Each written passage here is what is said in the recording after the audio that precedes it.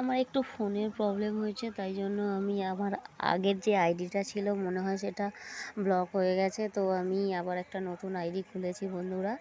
তো আমি রবিবার দিন দেশে গেছিলাম, তো সেখান থেকে কিছু সবজি নিয়ে এসেছি। দেখো সবজিগুলো চিনতে পারবে কি না। আমার বাবা জীবিত আছে, মা মারা গেছে, তো বৌদি আছে, দাদা আছে, ভাইপো ভাইজি সবাই আছে। তো আজ এই রবিবার গেছিলাম, রামভাসান ছিল, রামভাসানের দিন গেছিলাম।